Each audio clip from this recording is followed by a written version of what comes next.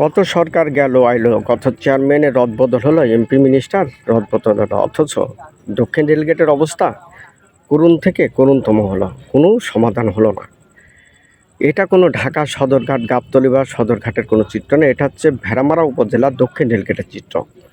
আপনারা যেটা দেখছেন, কিছুক্ষণ আগে একটা ট্রেন চলে গেল, রেলগেট বন্ধ ছিল। দক্ষিণ রেলগেট থেকে বাস স্ট্যান্ডের রাস্তা পর্যন্ত জ্যাম, বাস স্ট্যান্ড পর্যন্ত, কাছারিপাড়া থেকে রেলগেট পর্যন্ত জ্যাম, কাছারিপাড়ার হাফ কিলোমিটার থেকে আপনার বামুনপাড়ার থেকে রেলগেট পর্যন্ত প্রায় হাফ কিলোর কাছাকাছি জ্যাম, এবং 3 নম্বর ব্রিজ থেকে রেলগেট পর্যন্ত প্রায় হাফ কিলোমিটার জ্যাম, এবং দক্ষিণ রেলগেট থেকে কোচি স্ট্যান্ড পর্যন্ত জ্যাম। এগুলো সবই গাড়ি ঘোড়ার জ্যাম। আসলে এই রেলগেটটা কত ছোট যে এই জ্যামটা ছুটতে মিনিমাম 1 ঘন্টা সময় লাগবে, আর 1 ঘন্টা পর আরেকটা ট্রেন আসার সময় হয়ে যাবে, কিন্তু কারোর কোনো মাথা ব্যথা নাই।